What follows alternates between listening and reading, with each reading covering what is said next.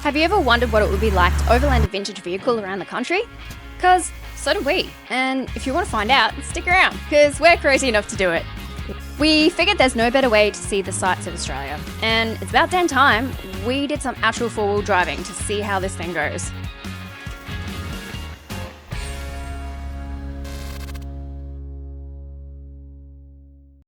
We finally got out of Finch Hatton after being stranded, and for once we had somewhere to actually be. So we zoomed down to the border where we were meeting some mates for the Nindigully pig races. Man, you really don't realise how messy you are when you're eating food until you've got all wildlife coming in to eat all your crumbs. But at least these bowerbirds were stoked. They had cool little pink hairdos. This is a huge jam just outside of Emerald that we drove over, and the filming really doesn't show how huge it is. We really should have put the drone up. We stopped at Springshore to have a look at this rock formation that's supposedly meant to look like the Virgin Mary.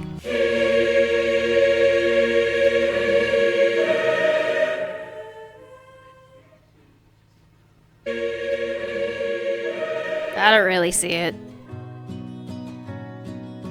And there was this nice little rest stop in the middle of nowhere. Very, very thoughtful. Making friends with magpies wherever we go is very on brand for us, but mostly because we just don't want to get swooped by them. If you feed them, they like you. They get a little snack, and we don't lose an eye. Everybody wins. This is the Injune racecourse. We're just flying over now. We put up and stayed here because the temperatures were getting well into the 40s that week, and we just didn't want to drive and risk popping a tyre. So we found the cheapest campground around that had electricity, so we could just plug it in and have aircon so we could just make it through these really, really hot few days. The caretakers there were really lovely, and there was a local cafe that made a really, really good coffee.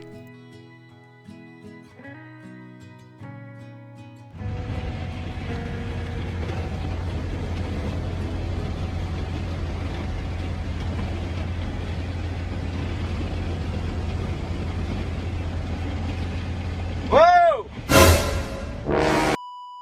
We just arrived in Mitchell, and look, there's a major Mitchell cockatoo.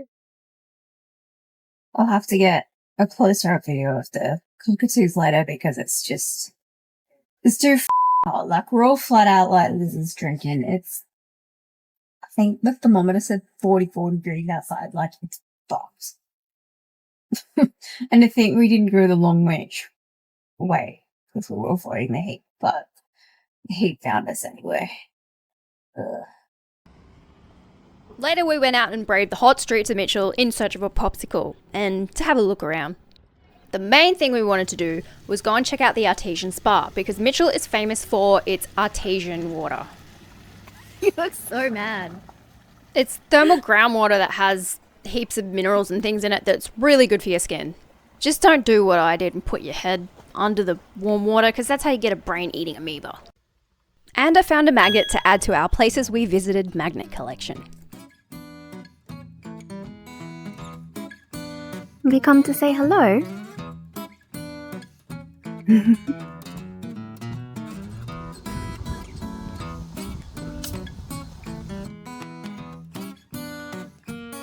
Hey.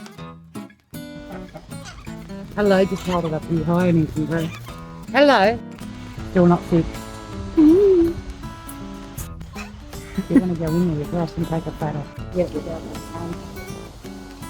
Hello. Hello. Say hello. Hello. Hello. Hello. They were saying it before. Do you want one? Oh, let's get them. You better if our car was there, not that car. This caravan park we stayed at Roma is definitely the most eclectic to date. What happened, mate? Just waiting for a mate. So just outside of Roma, this place is set up like a farm stay. There's rusty old cars everywhere. There's just a lot of rustic quirkiness all over the joint and has this really great communal camp kitchen set up. You won't even get up for it. And there's heaps of farm animals here that are super friendly, and you can feed them and go into the paddocks and pat them. Oh, I dropped it. There you go, sweet.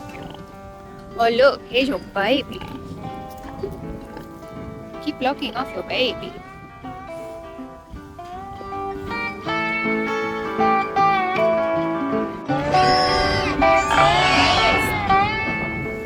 I think they're fighting over that carrot.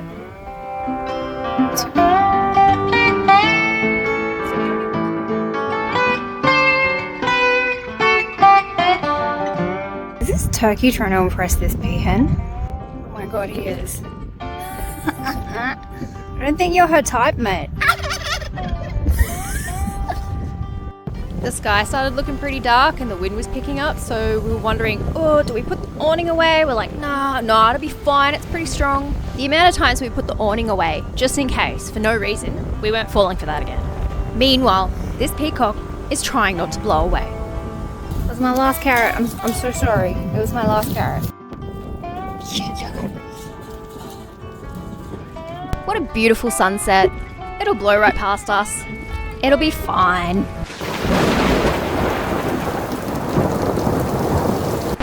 Long story short, Cam and I were hanging off the awning in gale force winds and hail to stop it from ripping off and flying away.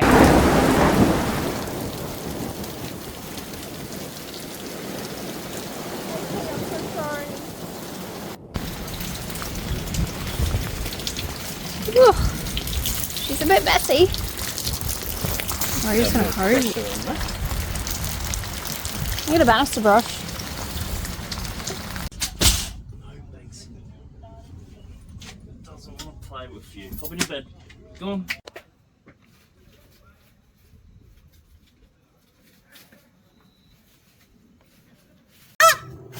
Oh, hello. What? This peacock was quite the character. And a bit of a sticky beak. He's checking you out. Yeah, he's trying to see my peacock.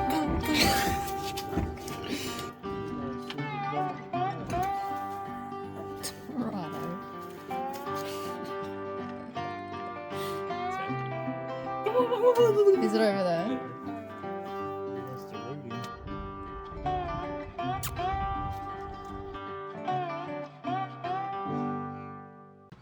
Our next point of call was St. George, and due to its location on the Balonne River, there was plenty of wildlife around. These trees at the caravan park we were staying at were certainly popular with the local parrots. Let's get out of the water before you shake.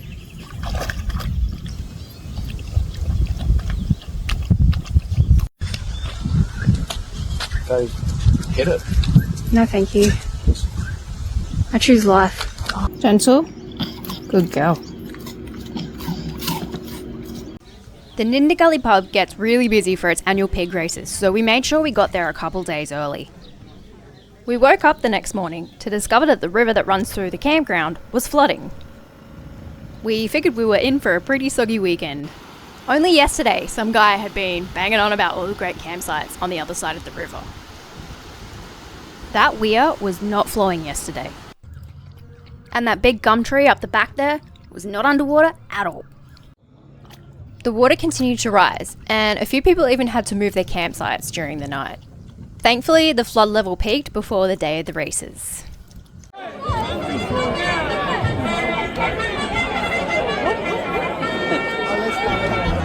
know where to go. The apple sauce and crackling dash is race number 2 here, mate. I've got 1400. I've got 1400. Going. Sold medals. Going. Quick. $3,000. Sold over here. $1,200 here. The Duncan Pig. Duncan Pig. I'm going to sell it. You're going. Don't miss out on it. All done. $1,500. Sold. They're bigger than the pools.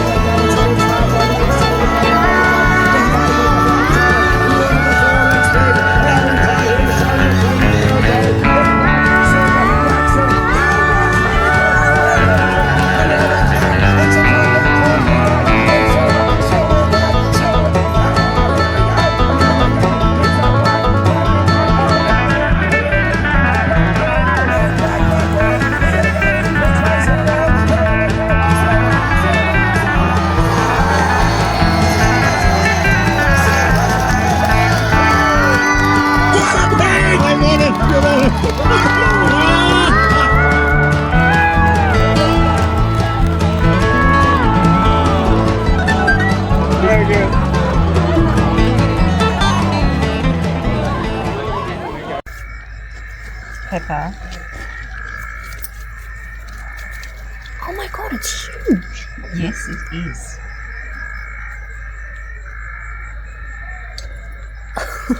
So I just stop for you. Hello.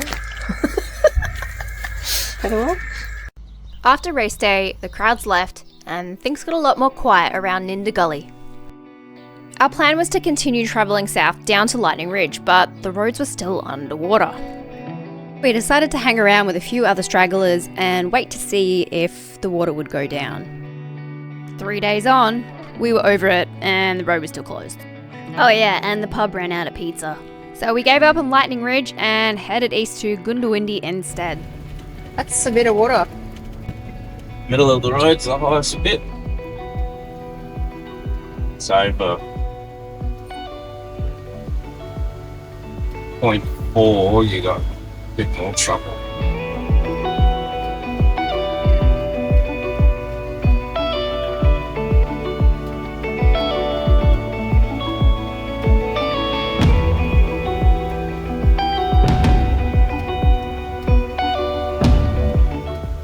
Made it. No worries, mate. Woo! Needed a wash.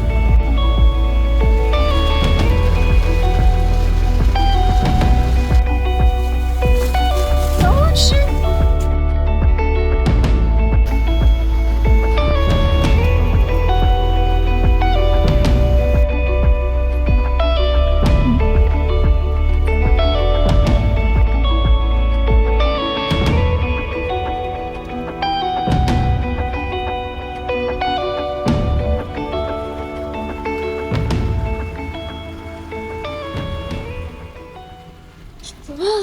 Hey, we finally crossed the state line. Woohoo! Finally got out of Queensland.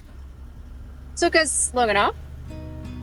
On the next part of our trip, we pretty well shot through New South Wales because we had a house sit to get to. Doesn't stop us from looking around on the way though. Meanwhile, back near Gundawindi, Frog in our van. Part 2 of The Frog in Our Van. Found the frog. he had a big voice on him. He's gonna come out here and he's like, where the am I? Cam found this camp spot right on the river just outside of Narrabri called the Riverside Farm Retreat. It is a paid campsite and there's no power, but there is fresh water and a toilet. It felt worth it for this view alone though. There are river red gums everywhere, like places to park with lush green grass. And you can bring your dog, you just gotta keep him on a leash. We were only supposed to stay in one night, but it was so nice that we ended up staying for 3. That way Cam could do a bit of fishing. Letting it go. Just a bit of catch and release. Nice Murray cod, mate. One died though, so we had to eat it. What are you doing?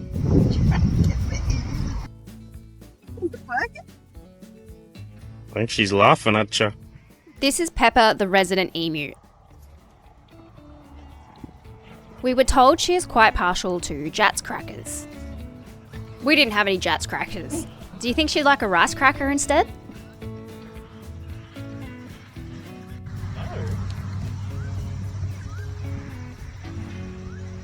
Don't have a Jats, mate. Fussy emu. Oh. Rejected. If you ever wanted to know what a cattle dog cross a staffy looks like, this is it. This was the property owner's dog, Darcy, and Banksy loved her. And of course we drove to the shops and got Jats for the emu.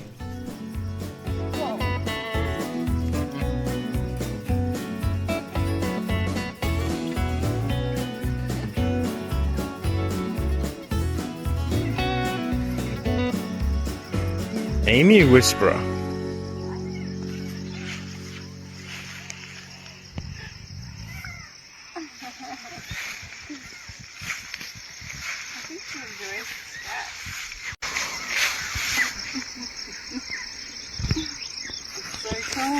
feathers are amazing.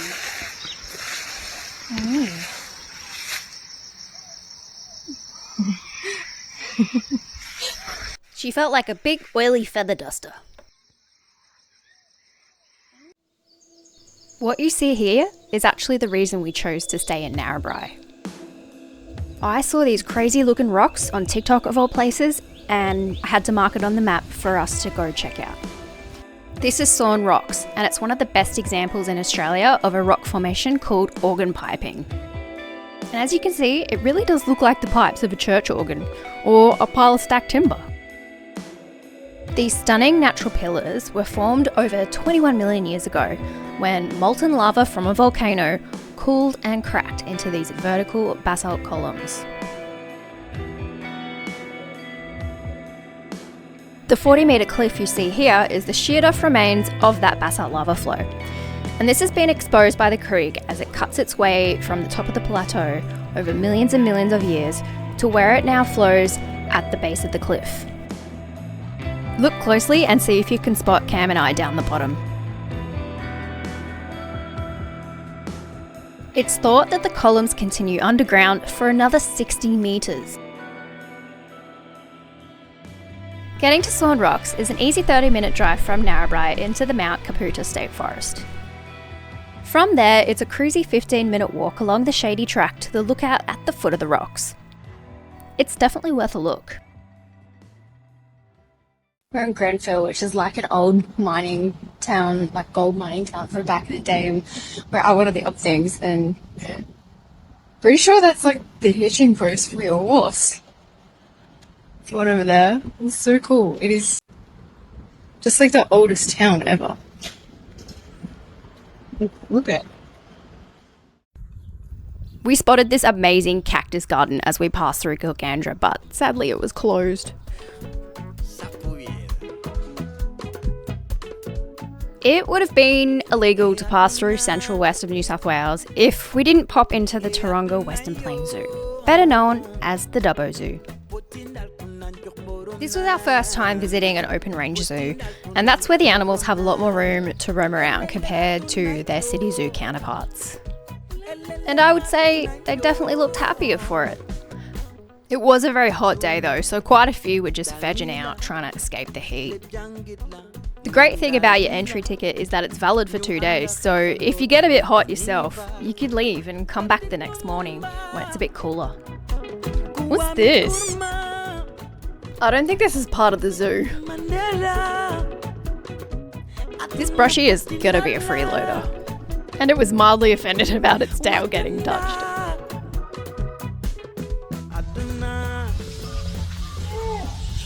He touched his willy. Why are you gonna ruin my videos, grub. Cameron? What?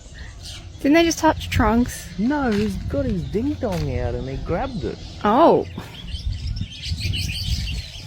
Look, he's now he's high, see? Oh. Big willywong. Oh my god. Okay, you weren't kidding. Shit, I thought you were making things up. That's terrifying. Blow your head off, mate.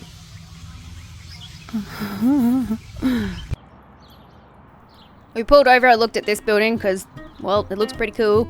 And of course we had to go and have a squeeze at the dish, a big telescope that helped transmit the moon landing, and this resulted in my most expensive magnet to date in the magnet collection. It was $10 whole, but boy is it a really strong magnet. And no real automotive enthusiast can go through Forbes and not stop to take a look at the McFeeters Motor Museum. The couple that runs it was so cute. They wanted to know all about the GMC and they let us park it out the front and get photos and videos. I quite enjoyed this half restored, half original car they had out the front. I think it annoyed Camo because he's a panel beater. There were heaps of unique and really interesting and rare cars inside, but of course I lost all the footage. Go me. All that survived was this really old car they insisted we sit on for a photo.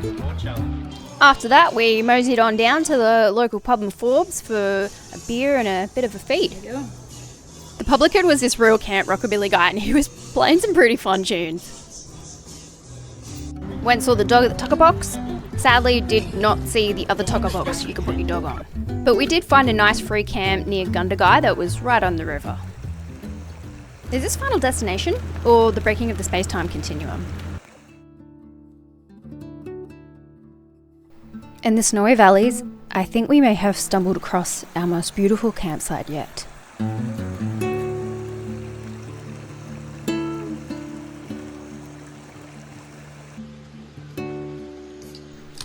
The wildflowers in bloom added that extra special magic to this creekside spot.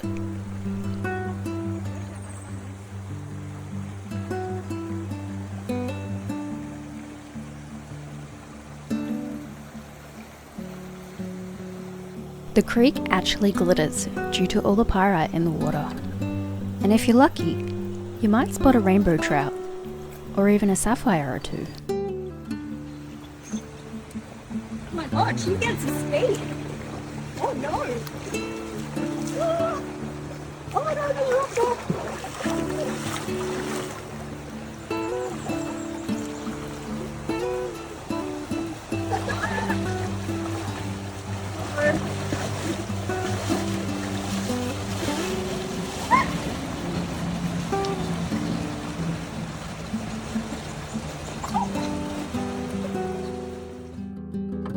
This is such a beautiful spot to take a relaxing dip in the water.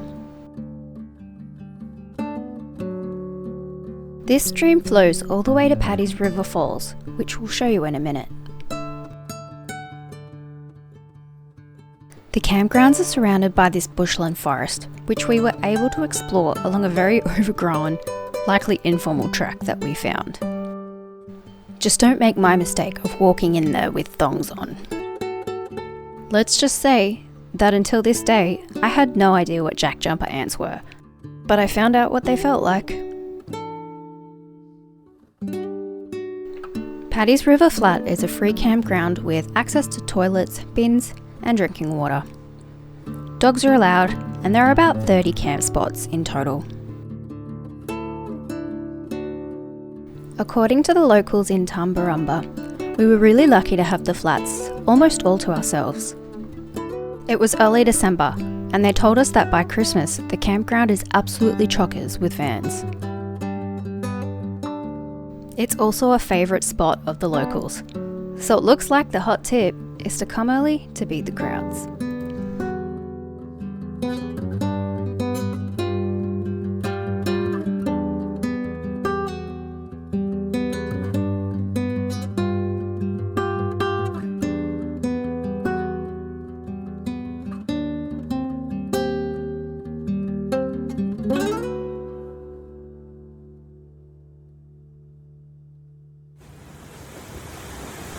A short drive up the road from Paddys River Flats, our beautiful little campsite stream flows into this magnificent waterfall.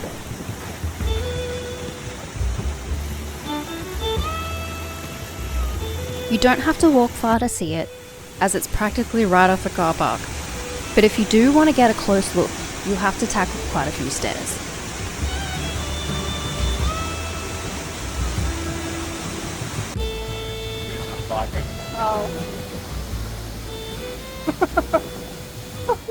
It was all a bit much for Banksy. Which, fair enough, because I was honestly shocked when I first laid eyes on the cascade.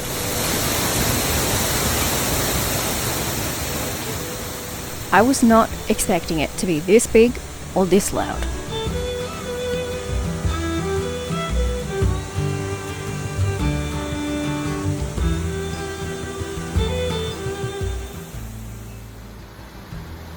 If the high country didn't already have my heart, it well and truly does now.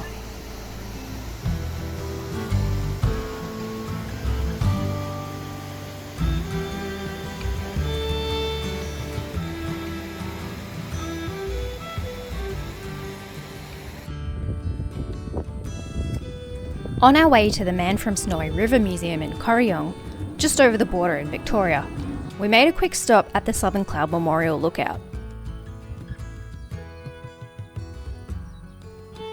It looks over the Tooma Gorge and across to the Toolong Range, where the wreckage of the Southern Cloud Plane was found, 27 years after it mysteriously vanished on a flight in 1931. Sadly, no one on board survived.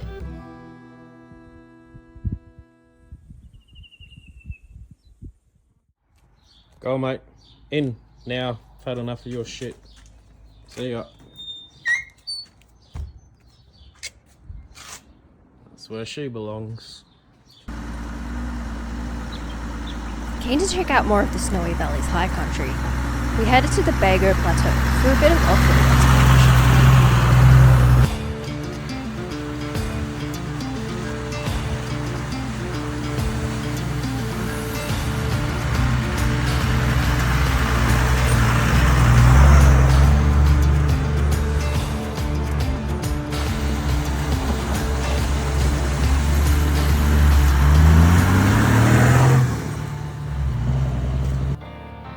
We didn't know much about this area, so we just picked a track to see where it led us. And boy did it not disappoint. This Paddys River system has everything going for it. And it turns out it also has a dam with another beautiful campsite hidden away within the state forest. I was almost a bit salty that we didn't come and camp here. It's at least a 40-minute drive off-road to get to the dam, but Cam reckons we would have got the caravan in here, no probs.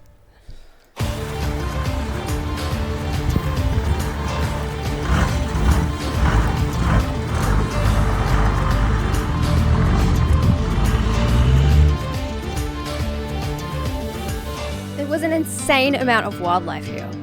It was very exciting spotting a pair of gang cockatoos. We also laid eyes on a beautiful Snowy Mountains Brumby stallion. Mark my words, we will be coming back here.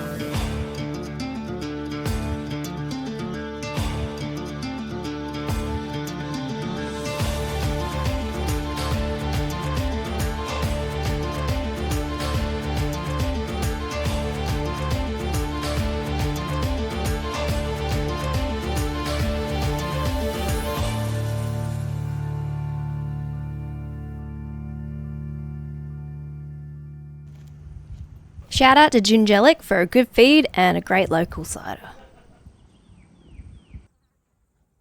Once again, we crossed over the Murray into Victoria, this time with the van in tow. On the way to our campground, we spotted this lookout from the road. After getting unhitched, we figured it was worth coming back for a look.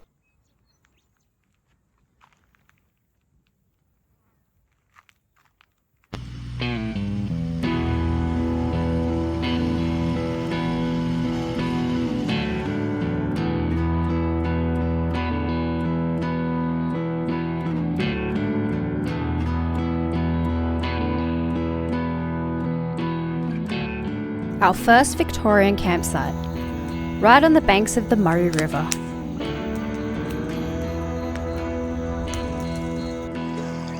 Not too far from the little town of Walwa. It wasn't the high country anymore, but it was still gorgeous. Cam even spotted a platypus in the river. We also spotted our first wild wombat, a cute little baby one, which mercifully ran away from the road. Because unfortunately, until now, the only other ones we'd seen were roadkill. We had about a week to chill here by the Murray and enjoy the scenery.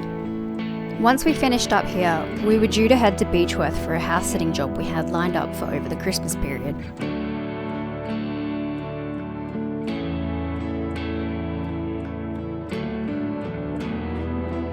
So what did we learn on this leg of the trip? We missed a lot of things in New South Wales, and for the first time, we saw the truck struggle while towing the van. It started getting hot, hauling up those steep ranges in the high country. We loved the high country, so this is going to force us to seriously consider making some changes to our setup. Because the van might be a bit too heavy for our old truck.